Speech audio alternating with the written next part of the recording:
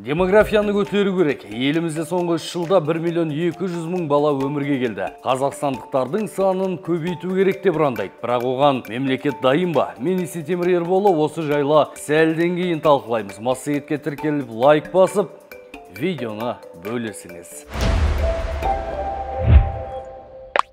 Елімізде жыл сайын халық саны көбейіп келе жатыр. 2021 жылы рекордтық көрсеткіш болды. Себебі осы жылы өмірге 446.491 сәби келді. Ол кезде туу коэффициенті 3,32 болды. Яғни елде бір әйелге 3 баладан. Мамандар бала туу деңгейінің көбею елдегі ресурстардың тапшылығына әсері бар екенін жеткізді. Себебі елдің кейбір аймақтарындағы мектептерде әлі 3 ауысымдық оқу бар және мемлекеттік балабақшада орын саны жетіспейтінін айтты. Ұлттық статистика бюросының мәліметінше, кейінгі 3 жылда Қазақстанда 1,2 миллион бала өмірге келген. Оның ішінде ең көбі Түркістан облысы, Алматы және Астана қалаларында. 1999 жылы ең төмен туу көрсеткіші тіркелді, бірақ 2000 жылдардан кейін біртіндеп көбейе бастаған.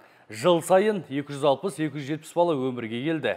Кейінгі 22 жылда 7.983.044 сәби дүниеге келген. Сондықтан қазір байқап жүрген проблемаларда біртіндеп жыл сайын пайда бола бастаған. Сарапшы мемлекеттік жоспарлау кезінде демографиялық даму секілді маңызды тұс ескерусіз қалатынын айтып, ұлттық әлеуетке Қазақстан 2050 стратегиясы қатты әсер етпегенін жеткізді. Бізде демографиялық дамудың концепциясы жоқ. Соңғы концепция 2011 жылы әсерін жойған. Ал бұл не үшін маңызды? Себебі мемлекеттік жоспарлау демографиялық дамудан басталу керек. Себебі ол халық өмірінің көптеген салаларына әсер етеді. Мысалы, Қазақстанда бала туу көрсеткіші тек өсіп қана қойған жоқ. Төмендеген кездер де болды. 90 жылдары бала туу деңгейі төмендегендіктен 2007-2009 жылдары оқуға түсетін түлектер жетпеді. Ал бұл мұғалім санының қысқаруына немесе жұмыс уақытының азаюына әсер етті. Бұл олардың материалдық жағдайының төмендеуіне әкеліп соқты дейді. Сондай-ақ 2006-2007 жылдары туған балалардың дәуірінде студенттер саны көбейген. Олардың бәріне сапалы білім мен жұмыс орны қажет болады. Оларға білім бермей жұмысқа орналаспаса, жастар арасында жұмыссыздық көбейеді. Ал ол әлеуметтік шиеленіс тудыратынын айтты. Демограф өңірлік даму есепке алынбайтынын жеткізді. Сонымен қатар, жайлы мектеп ұлттық жобасында 400-ден аса мектеп салынатынын айтылған. Бірақ ол сан қайдан шықты? Қажет ақпараттар қашан және қалай құрастырылды? Себебі өңірлік саралау деген ұғым бар.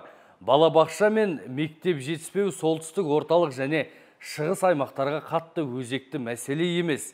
Себебі ол аймақтарда бала туу деңгейі төменірек және халықтың жас құрылымында егде жастағы адамдар көбірек. Бізде қазақстандықтардың санын көбейту керек деген сөздерді жақсы көреді.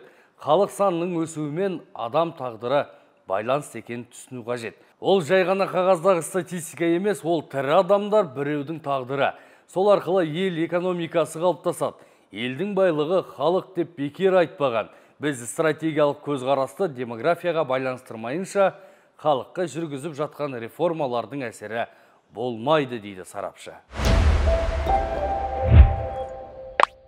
Өзекті тексерілген шынайы ақпарат біздің Массагет сайтында. Арнаға тіркеліп лайк басып, видеоны бөлісуді ұмытпаңыз.